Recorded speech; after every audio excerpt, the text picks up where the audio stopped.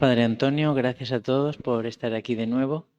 Es una alegría para mí volver a encontrarme con todos ustedes y la verdad los felicito por el, como dice el Padre, ¿no?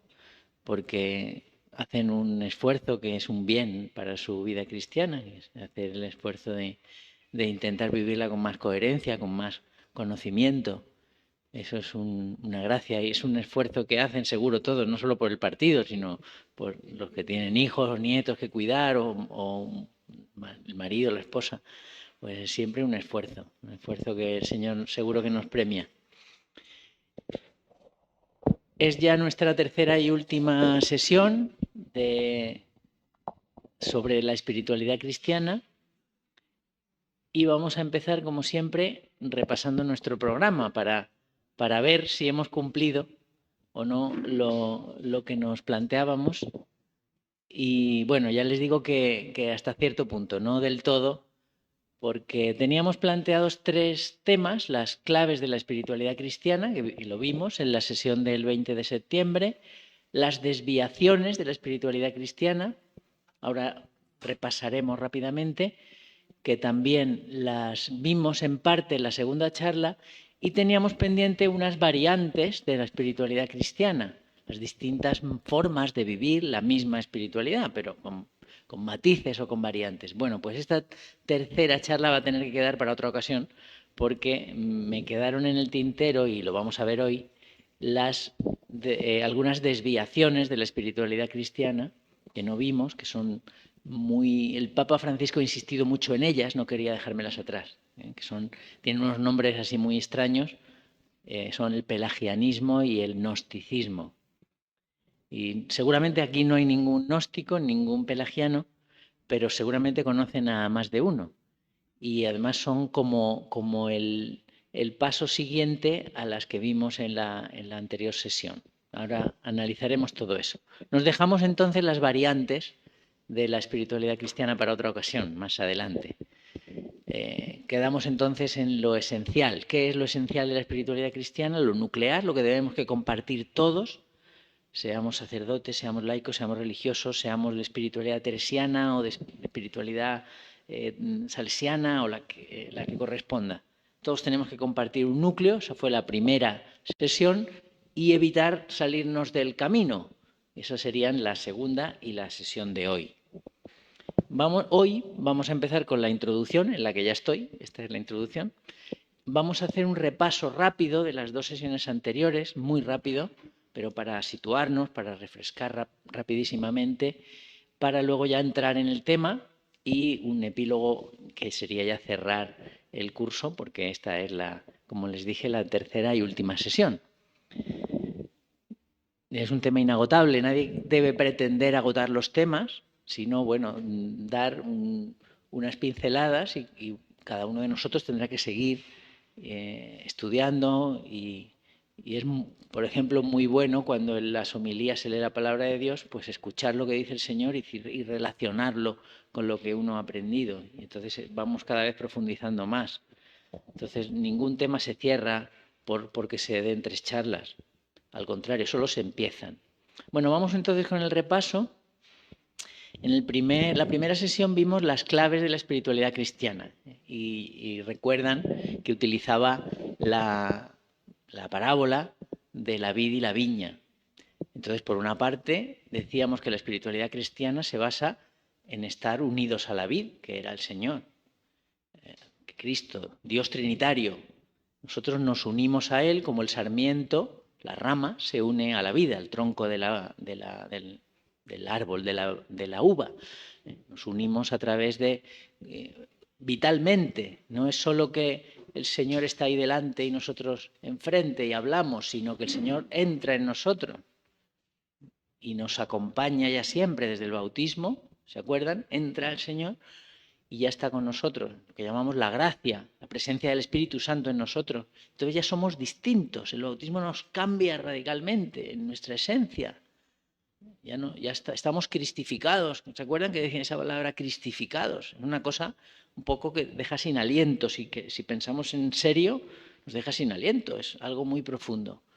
Y normalmente los cristianos no nos lo creemos o no lo vivimos así. A veces lo sabemos, a veces ni lo sabemos, pero hasta cuando lo sabemos no lo vivimos así. Y nos une a Cristo y a través de Cristo a los demás sarmientos. Por lo tanto, los demás que tenemos a nuestro lado son nuestros hermanos y son otro Cristo, son parte de esa vid, que la otra metáfora era el cuerpo místico. Somos miembros del mismo cuerpo y Cristo la cabeza. Todos somos la misma realidad. Fíjense eso lo que significa en cuanto al amor que debemos tenernos, a la confianza que debemos tenernos, sobre todo si somos miembros activos de la Iglesia, pues viene uno como yo de otro país, está todavía aquí un poco desubicado y encuentra como encontrar una acogida, una comunicación con las personas de Iglesia que no se encuentra en ninguna otra comunidad humana, porque somos miembros del mismo cuerpo, estamos en la misma vid. Y el otro elemento de la metáfora o de la parábola era la viña. La viña era el reino de Dios. Dios es el viñador, es el dueño de la viña y nos manda a cultivarla, a trabajarla. Es el mundo, nos manda a trabajar el mundo para que sea su reino, se convierta en su reino. Entonces no podemos estar en la vid sin ir a la viña, ni estar en la viña sin unirnos a la vid. Eso es incompatible. Y aquí venían las desviaciones de la espiritualidad, que era el tema de la segunda conferencia. Y aquí podemos ver dos tipos de desviaciones. Una sería una de ir cojeando, digamos, una espiritualidad que cojea, por eso digo desequilibrada, ven ese balancín que está aquí a la izquierda, es una espiritualidad un poco desequilibrada, cojea porque o bien tiende más a unirse a la vid, pero le cuesta ir a la viña, sabe que tiene que ir, pero le cuesta, sería lo que llamábamos un espiritualismo o espiritualidad desencarnada, le cuesta hacer carne y, digamos, solo mucho rezar, pero poco doblar el lomo. Y luego hay otra espiritualidad que cojea del otro pie, mucho estar en la viña, actuando, haciendo cosas muy buenas y muy santas, que es el cual está muy bien, muy loable, pero le cuesta más rezar, le cuesta más la intimidad con el Señor, frecuentar los sacramentos, sería la espiritualidad que llamamos secularista. Esos son como espiritualidades que cojean, pero están dentro de la Iglesia, están dentro de bueno, todos tenemos que mejorar. Pero luego, y está lo que llamo el 2-2, ¿no? Espiritualidad descarriada. Esta ya ha perdido el camino, hasta el punto de que se trata de herejías. La Iglesia ha condenado como herejías. Es decir, quien está en esas desviaciones está ya prácticamente fuera, si no fuera plenamente de la comunión de la Iglesia, porque ha equivocado el rumbo. Y las vamos a ver hoy. Son el gnosticismo y el pelagianismo. Nos sirven también para refrescar todo lo anterior, porque el gnosticismo en cierto modo es un exceso de la espiritualidad desencarnada, es llevarla ya a un extremo tal que se ha perdido el norte.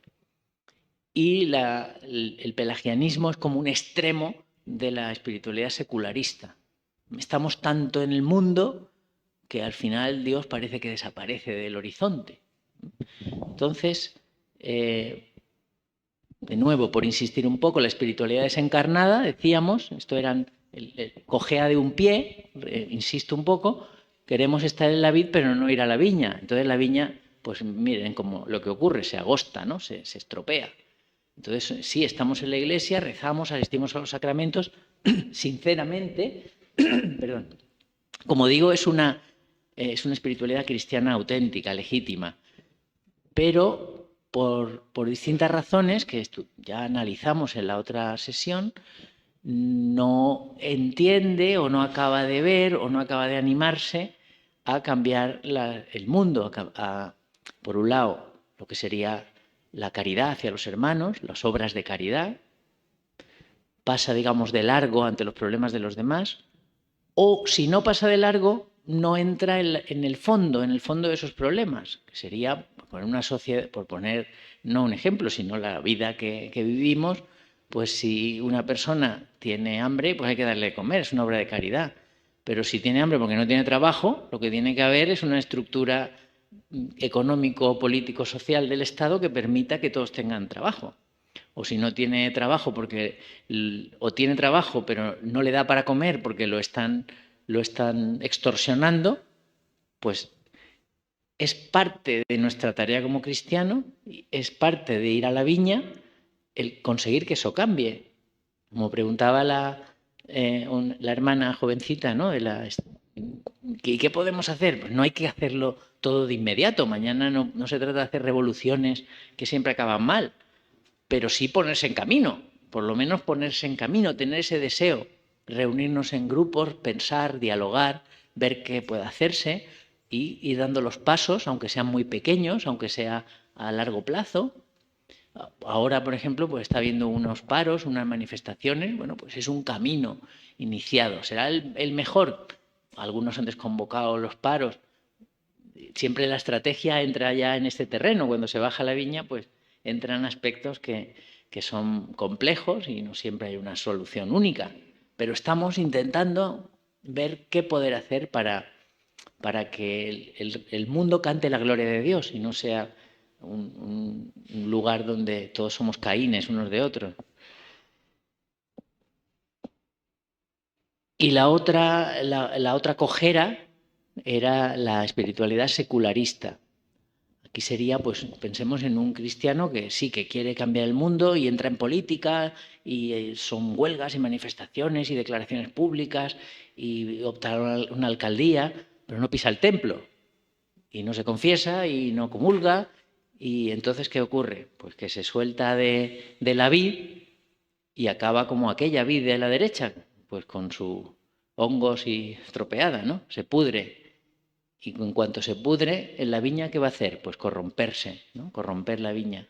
¿Cuántos políticos o cuánta gente de bien que ha querido entrar en política se ha soltado de la mano de Dios y ha acabado desviándose, corrompiéndose? Porque si nos soltamos de la fuente de la vida, lo que hacemos al final no es lo correcto. Nuestras pasiones, nuestras tentaciones nos acaban dominando. Pero ya digo, en principio, quien está demasiado en la viña, podríamos decir, tiene que corregir eso. Pero su intención es buena, su deseo de estar unido a Cristo también lo es sincera, pero debe corregirlo, porque si no, pues puede acabar en alguna de estas dos espiritualidades ya descarriadas, ya que han perdido el norte. Vamos a verlas. Ya digo que son nombres raros. ¿Qué tienen en común? Aquí les represento, no sé si conocen ese grabado, es de una novela que se llama El barón de Munchausen. No sé si les suena, hicieron una película no hace mucho, de un escritor alemán, y cuenta las historias del barón, el barón de Munchausen, que es una localidad alemana, y el barón de Munchausen es un mentiroso, cuenta mentiras, se dedica a contar sus historias, sus aventuras, que son todas mentiras. Y hay una historia donde cuenta que él con su caballo cae en un pantano. Y para salir del pantano, pensando cómo saldría él del pantano, está el caballo allí empantanado, como se dice, pues se le ocurre tirar de sus propios cabellos. Entonces él dice que tirando fuerte de sus propios cabellos logró salir del pantano. Y ahí tienen al varón mentiroso tirando de sus cabellos para salir del pantano. Pues estas dos desviaciones de la espiritualidad tienen en común precisamente algo parecido, que queremos por nuestras propias capacidades intelectuales, en el caso del gnosticismo, o por nuestra fuerza de voluntad, en el caso del pelagianismo, queremos hacer la voluntad de Dios. Tienen en común ese ponerse la persona delante de Cristo y eclipsarlo. Vamos a verla una a una. El gnosticismo quiere dar fruto sin el amor. Es como una especie de misticismo que quiere elevar al ser humano, salvarlo, pero sin amor, sin darse a los demás, solo por una especie de iluminación intelectual. Y el pelagianismo por fuerza de voluntad. Quiere dar fruto sin gracia, solo por la fuerza de voluntad, sin la ayuda de Dios. Y bueno, ya de entrada son herejías porque dan la espalda a lo principal de nuestra religión, que es el amor. Da la espalda al amor, se da la espalda a Cristo. Se da la espalda a la savia de Cristo, que es el amor. Bueno, fíjense, el gnosticismo, es antiguo, es una herejía de los primeros siglos del cristianismo, que además se enlaza con pensamientos, con religiones todavía más antiguas. Hay una carta de la Congregación para la Doctrina de la Fe, se llama Placuit Deo, que explica el gnosticismo y el pelagianismo por qué son tan nefastos y por qué son herejías. Esta la vamos a citar mucho porque es la que mejor explica estas dos desviaciones, que luego el Papa Francisco también en varias encíclicas, no en una, sino en varias encíclicas y exhortaciones apostólicas le ha dado mucha importancia. O sea, no es algo que les traigo yo aquí por rellenar o porque sea algo que he leído en un libro interesante, sino porque es algo que la Iglesia tiene muy presente, que podemos caer, y de hecho nuestra sociedad está cayendo en gran parte, lo vamos a ver, en estas dos desviaciones. ¿El gnóstico en qué cree? El gnóstico puro, luego habrá cosas que hagamos nosotros que nos aproximan a los gnósticos, pero el que es un gnóstico puro tiene estos rasgos. Cree que la salvación se obtiene a través de un conocimiento esotérico de lo oculto. El gnóstico es una persona que cree que conociendo los misterios de Dios, por ejemplo, leyendo, estudiando teología o aprendiéndose el catecismo de memoria, ya con eso ha alcanzado una especie de santidad. Ya está todo conseguido, porque yo con mi mente entiendo lo que es Dios. Y aunque yo diga con mi boca Dios es amor, pero en mi corazón no siento ese amor. Simplemente que yo sé que Dios es amor, que Dios es trinitario, que Dios es esto, que es lo otro. Todo es conocimiento, un conocimiento que me hace sentirme elevado, me hace sentirme que ya estoy cerca de Dios. Entonces, una de las consecuencias es de dónde viene esa iluminación, ese conocimiento que me hace estar tan cerca de Dios. Viene de mi interior. Eso tampoco es verdad. La iluminación viene del amor de Cristo. Viene de la vid. Nosotros somos los sarmientos. Esto sería como un sarmiento que se cree que separado de la vid va a estar vivo. No, se seca, pero él cree que va a estar vivo. Porque cree que ha descubierto en su interior, no del tronco, sino de él mismo, ha descubierto pues un conocimiento de Dios, una presencia de Dios que lo hace sentirse muy, muy bien, muy feliz. Pero no es el amor, es su inteligencia, su capacidad de descubrir eso en su interior. Y además el cuerpo que pinta aquí y el mundo que pinta aquí, nada.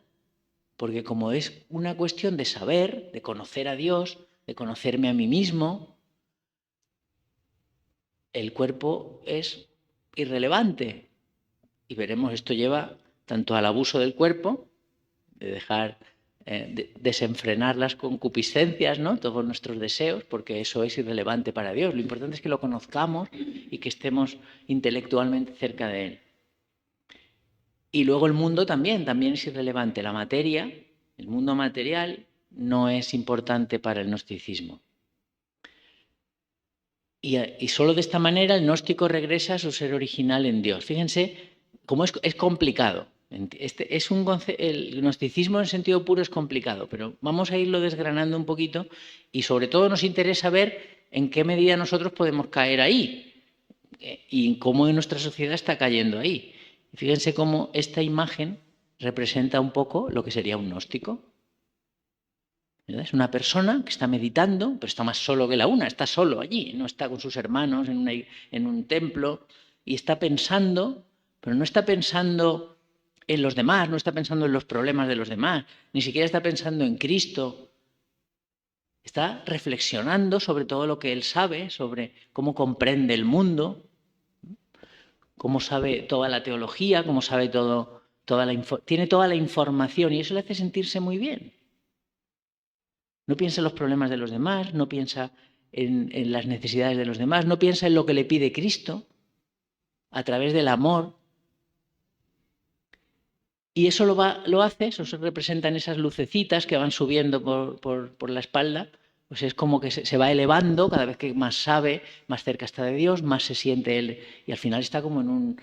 Imagínense, ¿a qué se parece esto? A lo que más se parece es a la meditación oriental, este tipo de orientalismos, que lo que persiguen en realidad es ese encuentro con lo absoluto a través de la meditación, estas cosas de la meditación que un ratito, y para una cuestión física o de salud está bien, pero vivir estos orientalismos, estos yogas y este tipo de cosas como el centro de nuestra vida es gnosticismo.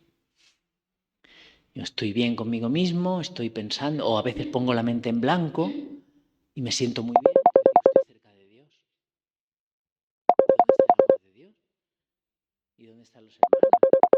Es tu soberbia de creerte que por saber te acercas a Dios. Y Dios no quiere sabios, quiere corazones entregados. Por eso dice, me he ocultado a los sabios y me he revelado a los simples, a los sencillos. Porque lo importante es el amor y el amor lo entienden también los sencillos, no hace falta ser un sabio. Vamos a leer otros textos de estos documentos de la doctrina de la Iglesia para ver si vamos viendo rasgos de este gnosticismo. Dice esta carta Placuit Deo, dice, una salvación meramente interior, una fuerte convicción personal o sentimiento intenso de estar unidos a Dios. Yo me siento bien. No estoy intentando ver lo que Dios me dice, sino que yo comprendo lo que Dios es y con eso ya es suficiente. Es un tipo de religión intelectualista, donde el creerse que conocer, yo me leo las obras completas de San Agustín, de Santa Teresa, y me aprendo el catecismo de memoria y me siento superior a los demás, me siento muy cerca de Dios porque lo sé todo de Dios, pero si no tengo amor no soy nada. Ese es el error del gnóstico. Fíjense a dónde llegan los gnósticos. Esto nos lo dice el Papa Francisco en su encíclica Lumen Fidei. Distinguen dos tipos de fe. Una fe ruda de los simples, imperfecta. Estos no saben tanto como yo. Esa es una fe, a veces se decía del carbonero, del que vende carbón. Imperfecta, que no va más allá de la carne de Cristo, como si la carne de Cristo no fuera todo.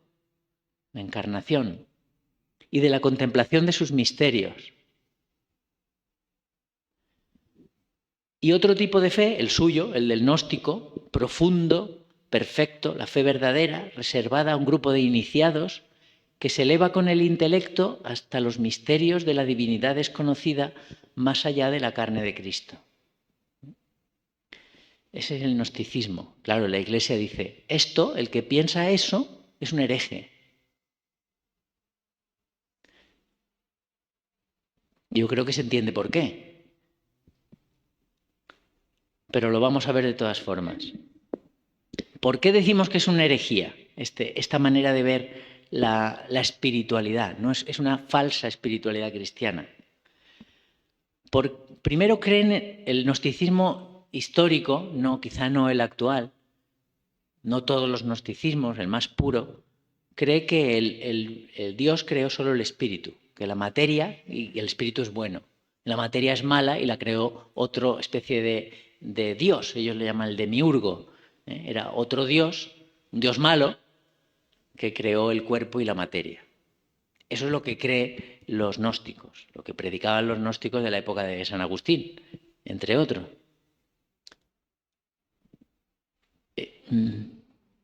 A ver.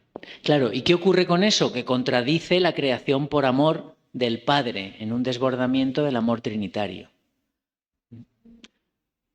Dios crea cuerpo y alma, Dios crea toda la realidad material, el cosmos, y no crea nuestro cuerpo. No hay un demonio que crea el cuerpo que es malo. Dios crea la realidad material. Nos lo dice la Biblia y además Dios se encarna. Y con su encarnación, al hacerse hombre, está glorificando la materia, nuestra materia corporal. Por eso decimos que no podemos vivir esta vida despreciando ni el cuerpo, ni las necesidades materiales propias ni de los demás. Porque eso es ir en contra de la creación, del amor de Dios, que nos ha creado, todo lo que ha creado es bueno. Ahora, nos ha creado bueno, entre esas bondades está nuestra libertad, que es la que hace el mal. No es un demonio que ha creado el cuerpo malo y el espíritu bueno. Entonces, por eso, por no creer en un Dios creador bueno, que todo lo que ha hecho, cuerpo y alma, es bueno, es por lo que la Iglesia dice, esto es una herejía. Entonces dices, no descubren las huellas de la mano providente del Creador. Esto a que llevan los gnósticos muchas veces son personas que entienden que, o bien que desprecian el cuerpo hasta el punto de que lo lesionan, lo lastiman, un exceso de penitencias o de flagelaciones o de castigos corporales que se inflige el penitente porque desprecia el cuerpo, que es distinto de cuando un santo, como Santa Rosa, por ejemplo, pues hace penitencia porque en ese caso no es porque desprecia el cuerpo, ama al cuerpo, pero se quiere configurar con Cristo que sufrió y entonces quiere colaborar con Cristo en esa tarea redentora a través de su sufrimiento, pero no porque desprecie el cuerpo. En cambio, cuando alguien desprecia su cuerpo porque dice el cuerpo es pecador y el cuerpo es malo, porque no explican que es porque no piensan que lo ha creado un demonio, pero no explican por qué el cuerpo va a ser malo. Otra cosa es el uso que hagamos de él, pero el cuerpo es creado por Dios, es templo del Espíritu Santo. Entonces, eso es un rasgo gnóstico, despreciar el cuerpo hasta dañarlo por desprecio, no por amor, por desprecio. Que el que se entrega a otro y entregándose a otro daña su cuerpo, yo levanto a la persona que quiero y me lastimo la espalda, cargándola día tras día, estoy destrozando mi cuerpo por amor. Pero el que lo destroza por desprecio al cuerpo, eso es gnosticismo. O al contrario, como el cuerpo no es relevante para la salvación, lo importante es una cosa intelectual, una especie de unión mental con Dios, pues entonces mi cuerpo hago lo que quiero. Y entonces, bueno, pues doy cauce a todos mis deseos. Eso también sería un rasgo gnóstico. ¿Por qué también el gnosticismo es una herejía? Bueno, lo acabo de decir, ¿no? El concepto negativo del cuerpo también contradice la encarnación del Hijo. O sea, contradice al Dios Padre Creador bueno, que crea nuestro cuerpo, contradice al Hijo que se encarna y que se hace uno de nosotros.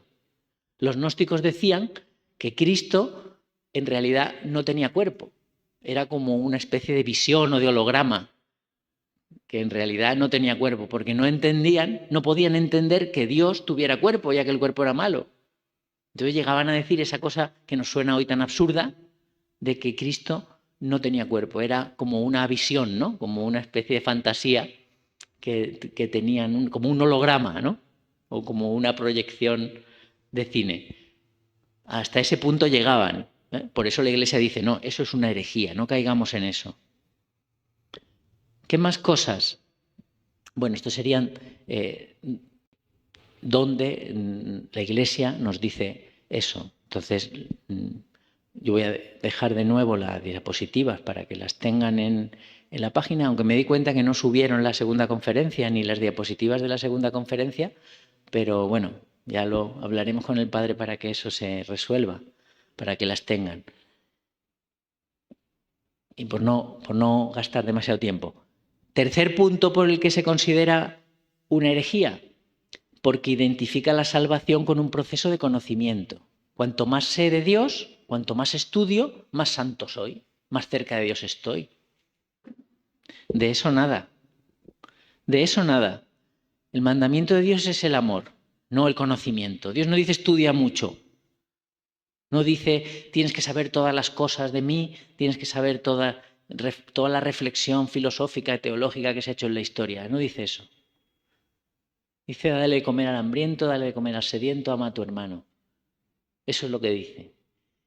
¿Que saber es malo? No, saber es buenísimo. Nos puede ayudar, por ejemplo, a no caer en errores, pero no es lo esencial, no es lo principal, ni siquiera lo lejanamente importante. Es muy, muy secundario. Entonces el gnóstico, al contrario, hace de eso el centro cuanto más sema. El Papa muchas veces lo señala con el dedo el riesgo gnóstico porque está señalando a esas personas que se dan dentro de la Iglesia, que van repartiendo mandobles a unos y a otros diciendo, ¿está usted fuera de la ortodoxia? Eso no se hace así porque según tal concilio, pero no lo hacen por amor, lo hacen porque se sienten superiores al saber más que los demás. Y ese es el pecado. Bueno, hay textos que van validando. Me detengo en este del Evangelio. Lo dice muy claramente San Pablo. Podría hablar las lenguas de los ángeles. Es decir, podría ser el sabio más sabio de los sabios. Si no tengo amor,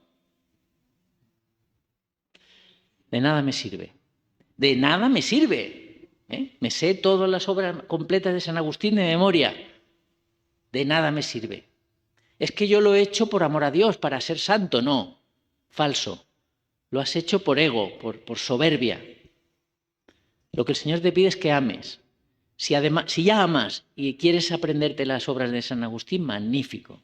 Si lo haces por amor, para poder enseñar a tus hermanos, para conocer mejor a Dios, entonces sí. Pero si no hay amor, no sirve de nada. Y Gálatas nos dice también, otra carta de Pablo, lo que cuenta de verdad es la fe que actúa por el amor. Eso es lo que cuenta de verdad.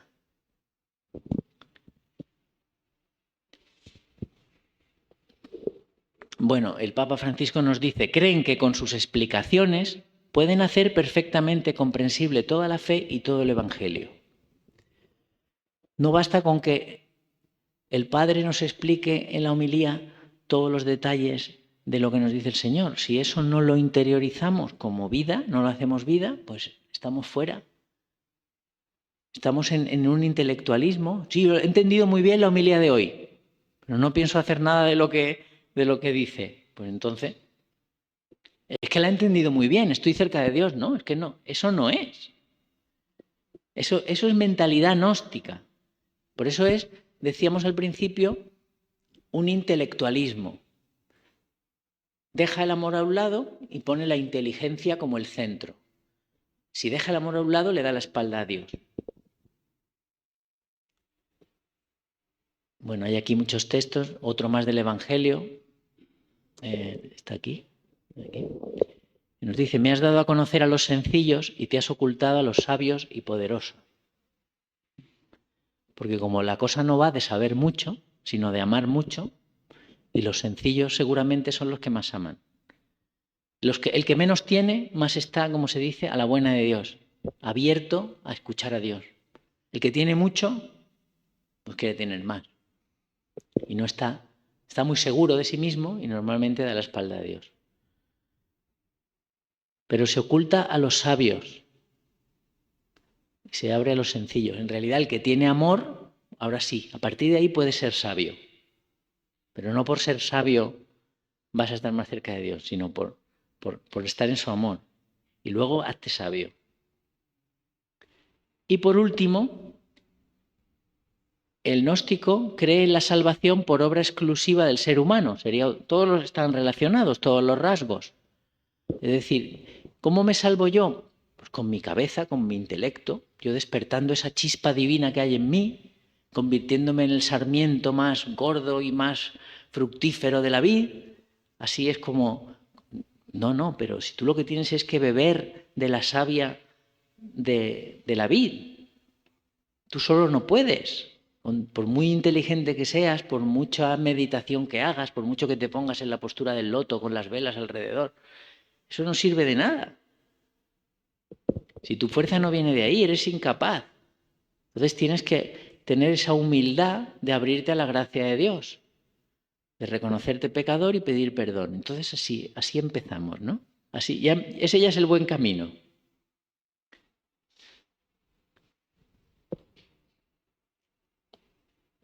Y bueno, alguna frase que nos lo dice, la carta de nuevo, esta carta de la Congregación para la Doctrina de la Fe, que cita mucho a Francisco, al Papa Francisco, pues nos dice que la salvación consiste en nuestra unión con Cristo, quien con su encarnación, vida y muerte y resurrección ha generado un nuevo orden de relaciones con el Padre y entre los hombres. Cristo, por el bautismo, nos hace nuevos, nos hace distintos. Pero es Cristo el que nos hace distintos, no nosotros los que nos hacemos distintos con nuestra cabecita. No, es de otra manera como funciona. Nos ha introducido en este orden gracias al don de su Espíritu. Él es el que nos da la savia y nos convierte en un solo cuerpo. Así es como funciona. Eso necesita, el gnóstico niega realmente la gracia, que necesitemos la gracia, que no podemos hacer nada sin él. Y eso también lo va a negar el pelagianismo, la otra herejía. Bueno, esta parte es complicada porque el gnosticismo es una herejía muy antigua, viene de tiempos muy remotos y según el Papa Francisco llega hasta nuestros días. Y lo que el Papa sobre todo quiere decirnos es que todos podemos caer en rasgos, no en un gnosticismo pleno, pero podemos caer en errores de gnosticismo. Fijaos cómo lo dice el Papa, un Dios sin Cristo, un Cristo sin iglesia, una iglesia sin pueblo. Es decir, yo solito, en mi habitación o en mi templo, rodeado de velitas, meditando, ¿dónde está Cristo? ¿Dónde está la iglesia? ¿Y dónde están los hermanos? Bueno, pues nos comportamos como gnósticos cuando ponemos todas nuestras energías en el saber. Pensemos en un seminarista que está entusiasmado con sus estudios y solo vive para el conocimiento. Y lo que le plenifica no es Cristo, es el conocimiento. Pues va mal, va mal. Si nosotros venimos a este curso para saber más, pero no para ser mejores, pues va mal.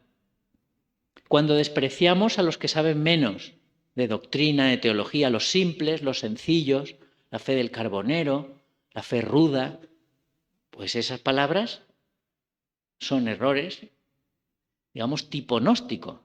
Mucho cuidado porque son errores graves. Cuando ponemos todas nuestras energías en formas de perfeccionamiento personal interior, cuidado que esto está de moda y esto además va a venir arrasando cada vez más. En Europa, desde luego, es un cáncer completo. Y acá no sé hasta qué grado lo es, pero normalmente son corrientes ya globales que están por todos lados, en las redes sociales, en las series de televisión. Yoga, meditación, mindfulness. Que un ratito, insisto, un ratito está bien, un poquito está bien. Vamos a dejar la mente en blanco, ¿vale? 10 minutos. Luego vamos a ponernos a escuchar a Dios, que es rezar.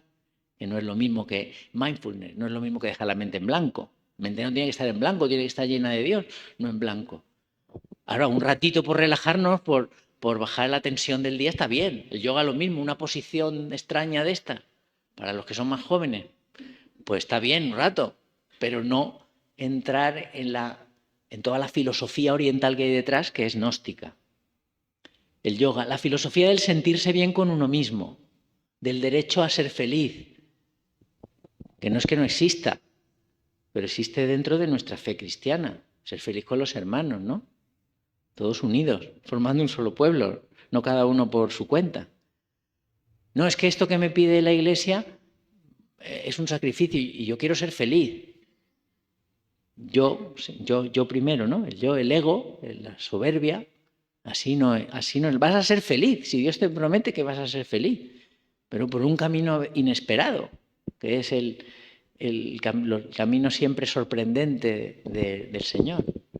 Cuando despreciamos la santidad del cuerpo, usándolo como mero objeto de placer, sin conciencia de pecado, el que usa el cuerpo para su propio placer y luego va a misa y se siente tan fresco y va a comulgar, eso es un gnóstico como una catedral. Oye, como el cuerpo no importa, lo que importa es que yo estoy aquí pensando en Dios y entiendo todo el Evangelio. No, así no es. Tú estás despreciando tu cuerpo, que tiene una finalidad sagrada. O al contrario, cuando hacemos el cuerpo, aquí no lo pone, pero cuando hacemos mal uso del cuerpo y lo dañamos el cuerpo. Incluso el que hace un sacrificio excepcional, pero no lo hace por amor, lo hace como dijimos antes, ¿no? Que eso ocurre en religiones orientales, pensemos en los yogis, ¿no? Esta gente de la India que se ponen encima de una cama de clavos o se atraviesan con espadas las caras y lo hacen porque ellos viven en una mentalidad de desprecio del cuerpo. Pero eso no es nuestra religión católica, esas son religiones orientales que tienen una raíz gnóstica también. Y cuando nos despreocupamos de los sufrimientos de los demás. De nuevo pensemos en el tipo este que estaba rodeado de velitas, intentando elevarse hasta el cielo, pero los demás no están presentes. Bueno, ¿y cómo combatir el gnosticismo? Pues olvidando el yo. Es que me estoy buscando a mí mismo. Sí, muy bien, pero ¿cómo te dice Cristo que te busques a ti mismo? Olvidándote de ti mismo. Son las paradojas del Señor. El Señor nos enseña a base de paradojas. El que quiera encontrarse, que se pierda, ¿no? El que quiera ser el primero, que sea el último. Y eso es lo que nos va a conducir a la felicidad. Cuando nos entregamos a otro y nos desvivimos por el otro, al final no solo encontramos al otro, sino encontramos su amor, nos encontramos a nosotros mismos en lo mejor que hay en nosotros. Pero si te buscas a ti mismo, ¿a quién encuentras? A ti mismo. Ni encuentras al otro ni encuentras a Dios, porque Dios no está ahí. Dios no está en la búsqueda de uno mismo. Hay que salir de la zona de confort y entrar en el otro. Abrazarse a Cristo es otra manera. Es decir, yo puedo con mi intelecto, ¿no? No. Tú di, yo no puedo, Señor. Ayúdanos, Señor, que perecemos, que se hunde la barca. Tú eres solo tú tienes palabras de vida eterna.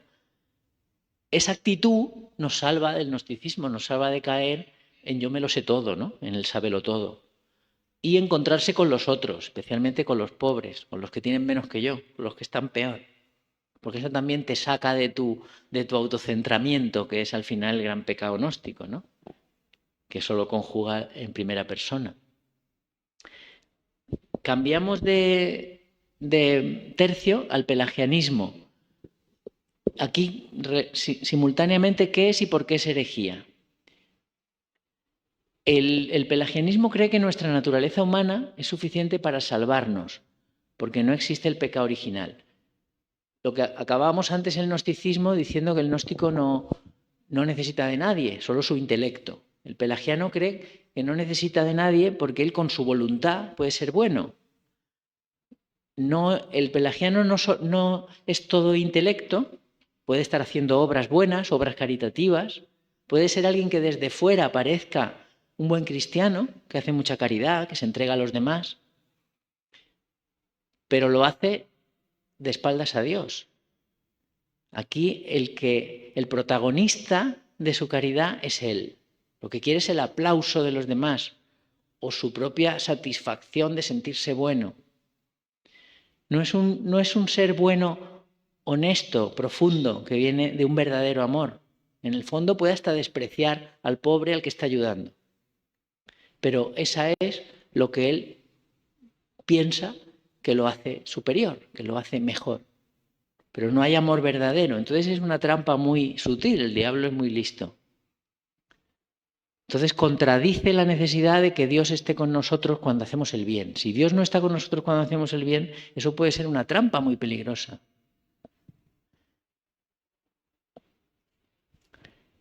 ¿Qué nos dice la doctrina de la Iglesia? Que estas personas son incapaces de acoger la novedad del Espíritu de Dios, la necesidad del Espíritu en nuestra vida para poder hacer las cosas. Porque yo me basto. Ellos dicen, Cristo es un modelo. Pero no, Cristo es mucho más que un modelo. Cristo es la savia. Si no estás unido a Cristo no puedes ser verdaderamente bueno. Puedes estar siendo hasta vanidoso. Y de nuevo, acordémonos de Pablo otra vez. Podría dejarme quemar vivo. Si no tengo amor, de nada sirve. Pelagianismo. El que se deja quemar vivo. Cuidado lo que dice, ¿eh?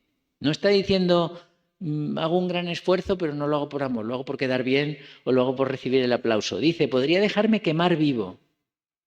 Si no tengo amor, de nada me sirve. Estoy haciendo un sacrificio brutal, pero lo estoy haciendo por mí. Yo soy realmente el Dios, soy yo.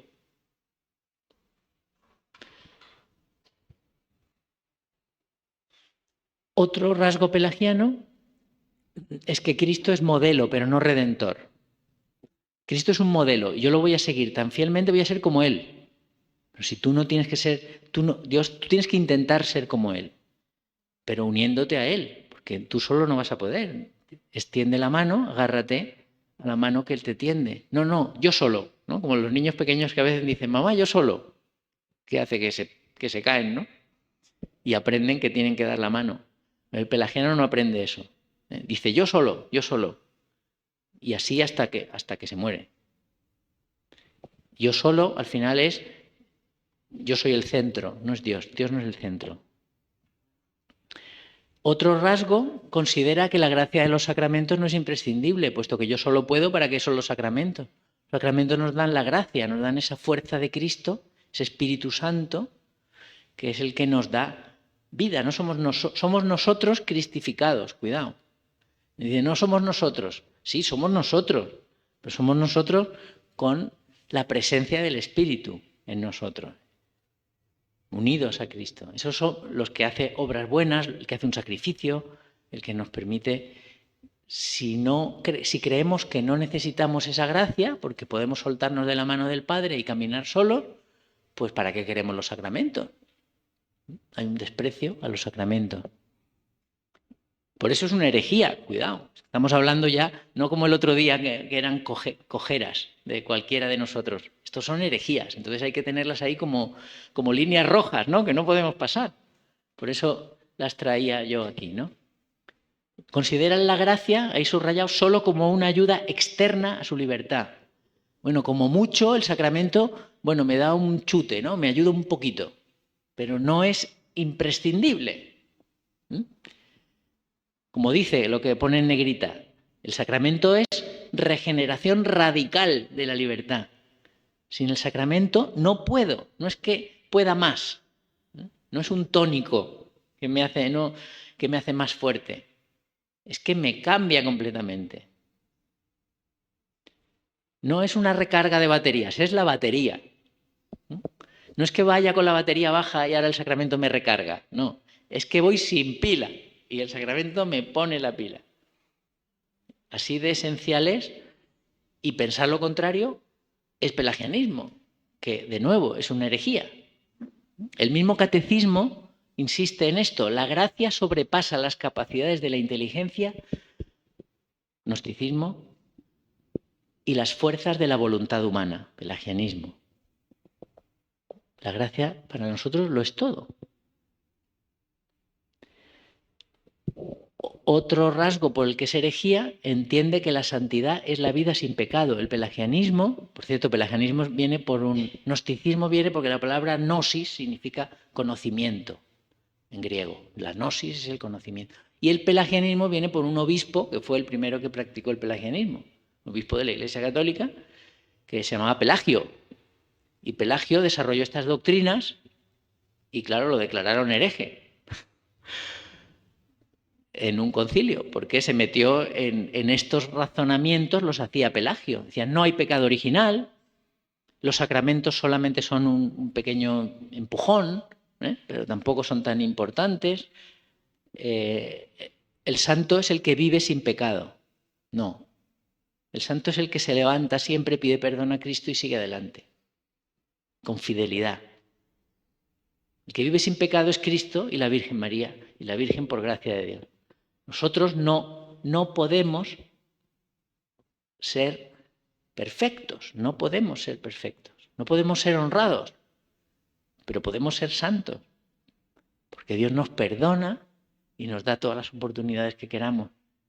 Y si ese esfuerzo de reconocernos pecadores y seguir en la brecha es permanente, es sincero, es constante, es sacrificado, pues eso estamos en camino de santidad. Bueno, ¿Cuándo, ya vamos acabando, cuándo nos comportamos como pelagianos? Rasgos en los que, atención, ¿no? Aquí líneas rojas, cuando somos moralistas. Cumplir por cumplimiento, ¿no? Que se dice. Cumplimiento. Es decir, no cumplo con sinceridad. Voy a misa, pero en realidad tengo la cabeza en otro lado. Bueno, eso ocurre a veces y no es pelagianismo. Es el que va para que lo vean, por aclararnos. El que va para que lo vean, por aparentar. Pero no le da importancia, no cree que tenga importancia. Entonces, y sin embargo se siente cristiano, se siente un buen cristiano. Porque él hace el bien, por ejemplo, fuera del templo. Pero está viviendo en ese error. O por orgullo.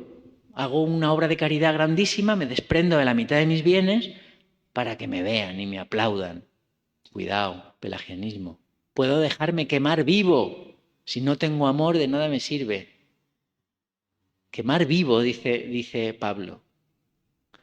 Cuando nos vanagloriamos de nuestra vida cristiana, cuando despreciamos a alguien, eso decíamos que era un rasgo gnóstico, ¿no?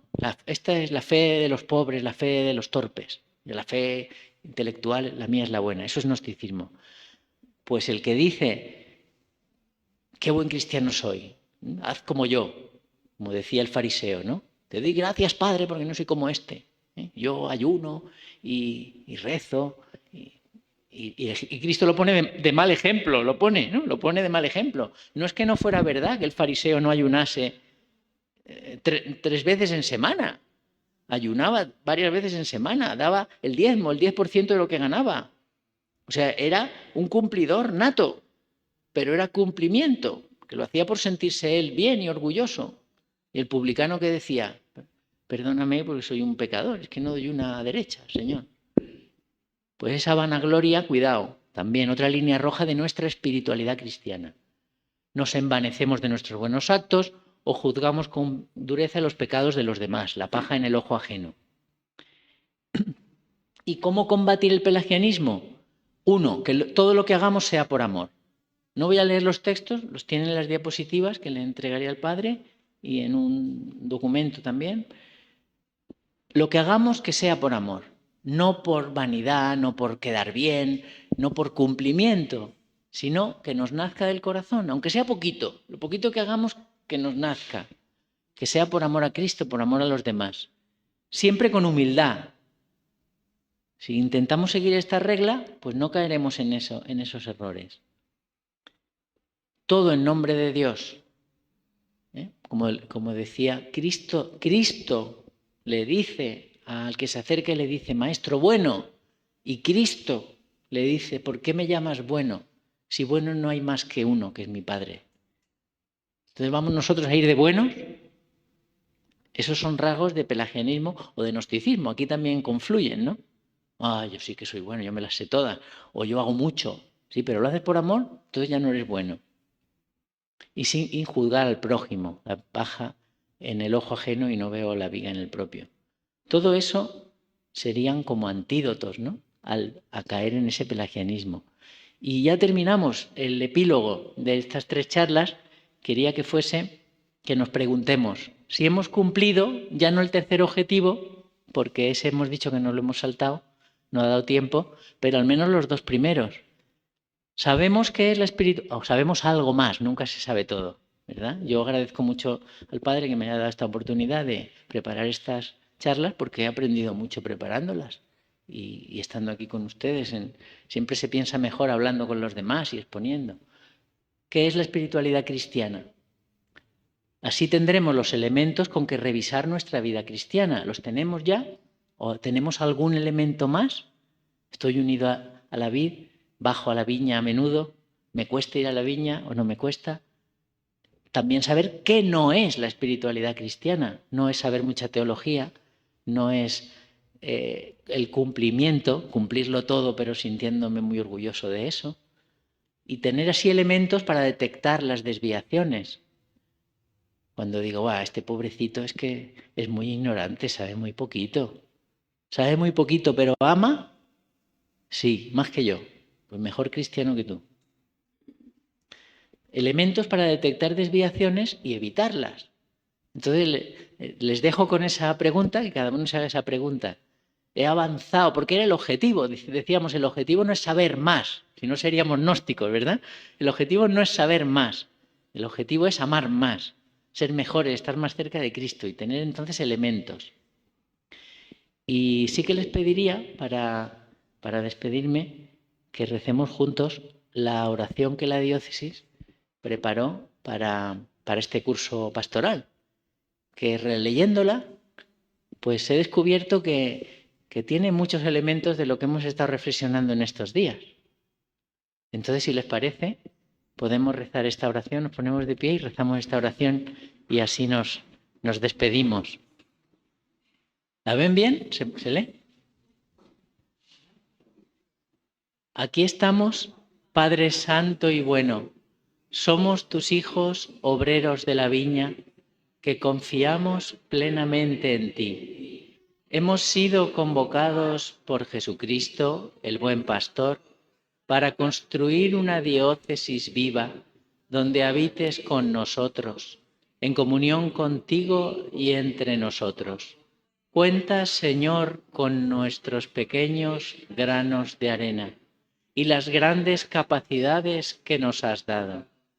Ayúdanos a poner manos a la obra para realizar el plan pastoral diocesano y danos tu bendición y la protección de nuestros patrones, la Virgen de Guadalupe y San Pedro. Te lo pedimos por Jesucristo nuestro Señor. Amén. Hermanos, muchísimas gracias por darme la ocasión de poder estar con ustedes y compartir estos ratos.